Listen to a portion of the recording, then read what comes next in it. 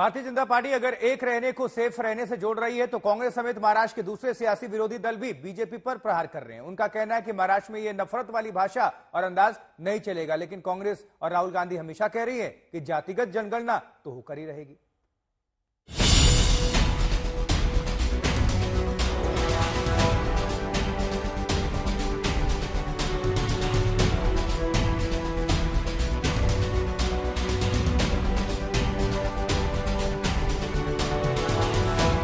महाराष्ट्र के चुनावी रण में नए नारे गूंजने लगे हैं।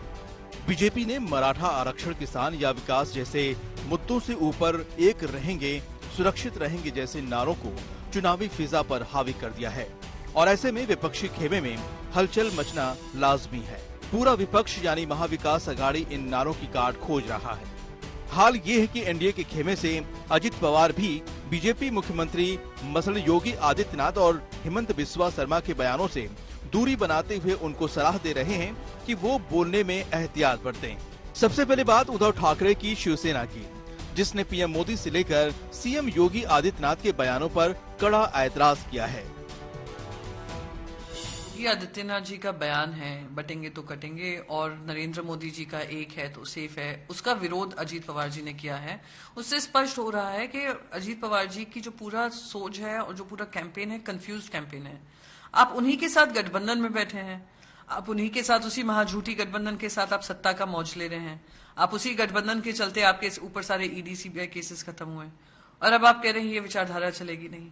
ये वही विचारधारा है जो ब्रिटिशर्स की सोच रही, डिवाइड एंड रूल, वो ये लोग कर रहे हैं।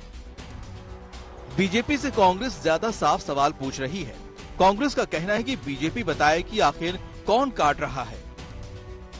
मैं बार बार कह रहा हूँ, बटोगे तो कटोगे, ये नारा क्या संवैधानिक नारा बन सकता है? क्या ये देश को बांटने वाला नारा नहीं है?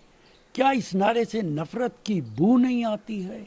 और आज तक ये नहीं बता पा रहे कि किसके बारे में आप कह रहे हैं कि ये बटने नहीं चाहिए और किसके बारे में कह रहे हैं कि कौन काटेगा। बड़ा सवाल है। और मुस्लिम वोट पर चोट का डर अजित पवार को भी है। अजित पवार एनडीए की कमजोर कड़ी भी कहे जा रहे हैं और पवार को डर है कि कहीं एनडीए में उनका इस बार प्रदर्शन ठीक नहीं रहा तो उनके लिए आगे की सियासत मुश्किल हो सकती है, क्योंकि वो कई बार पाला बदल चुके हैं। ऐसे में पवार ने कम से कम बटेंगे तो कटेंगे जैसे नारों को लेकर बीजेपी के खिलाफ जाने का फैसला किया है। महायुतीमध्ये एक घटक पक्ष म्हणून आहे, आम्ही कॉमन मिनिमम प्रोग्रामवर एकत्र आलेलो आहे। विचारधारा भिन्न आहे। पाठीमागच्या काळामध्ये देखील 2.5 वर्ष मी उद्धव ठाकरे साहेबांच्या बरोबर सरकार चालवलं।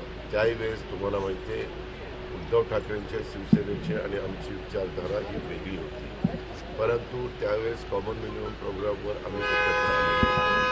आता देशाचा विकास व्हावा, राज्याचा सर्वांगीण विकास व्हावा या मुद्द्यावर आम्ही ह्या सरकारमध्ये सामील झालो। हे पहिल्या दिवसापासून मी तुम्हाला सांगतो, हे माझं मत मी आजही शिवशाहू फुले आंबेडकरांच्या विचारधारेशी निगडीत आहे, कालही होतो आणि पुढेही राहणार आहे।